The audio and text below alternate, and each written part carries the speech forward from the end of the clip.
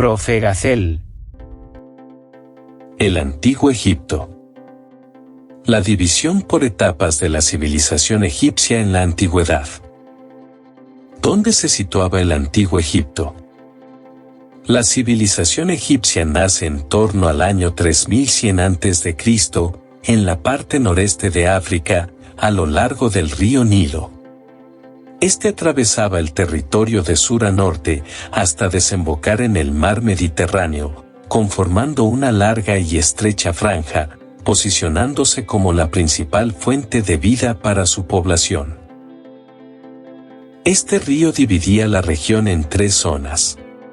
En primer lugar estaban las costeras, incluyendo la desembocadura del río, lo cual formaba un amplio delta. En segundo lugar, las zonas de tierra oscura, situadas en torno al río y que eran usadas para la labranza. Y en tercer lugar, las zonas rojas o amarillas, formadas por la arena del desierto. En el periodo previo a la primera unificación de Egipto, este estaba dividido, durante la Edad de los Metales, en dos regiones. Al norte se localizaba el Bajo Egipto, en el delta del Nilo, y al sur, el Alto Egipto. En torno al año 3100 a.C., se produjo la unificación del Alto y el Bajo Egipto, en un único reino. Este periodo se conoce como la época tinita. Esta unificación fue llevada a cabo por el rey Menes, pasando así a constituir la primera dinastía faraónica. Destaca además su primera capital, Menfis, y la construcción de las primeras mastabas, es decir, los antecedentes de las pirámides. Sin embargo, la primera gran etapa de esplendor, estabilidad y prosperidad del reino tuvo lugar a partir del 2800 a.C., con el periodo denominado como Reino Antiguo.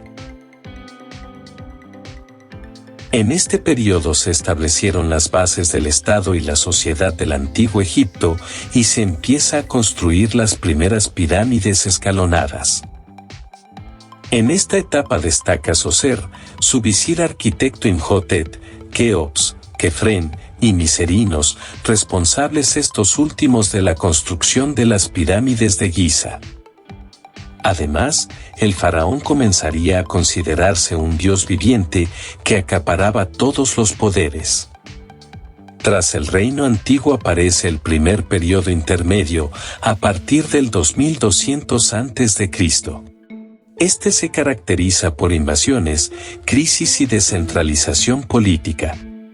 Tras una serie de invasiones y guerras, el faraón Mentuhotep da inicio a una nueva etapa de unificación de los reinos, denominada Reino Medio, que da comienzo en el año 2050 a.C.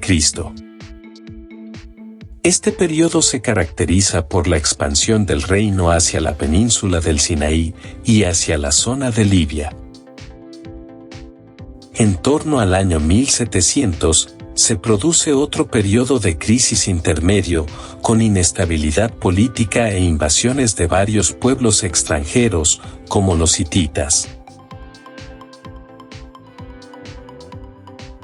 A partir del año 1580 aproximadamente, se produce la tercera unificación, pasando la capital de Menfis a Tebas, en el denominado Reino Nuevo.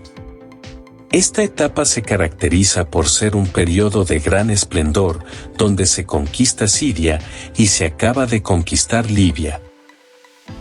En este destacan muchos faraones, como por ejemplo, Tutmosis I, que invadió el reino de Nubia. La reina faraona Hatshepsut. Amenofis IV, más conocido como Akenatón, y su esposa Nefertiti, con su polémico paso al monoteísmo y la creación de una nueva capital, Tel el Amarna. Su hijo Tutankamón, cuyo descubrimiento de su tumba intacta le catapultó a la fama. Y finalmente, los Ramsés, sobre todo Ramsés II, uno de los faraones más trascendentales en la historia egipcia.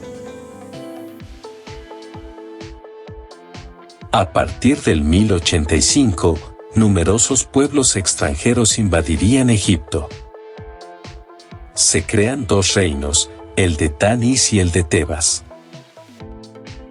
Apareciendo poco después las dinastías olvidadas, como la dinastía 22 de los libios, y sobre todo la dinastía 25 de los nubios.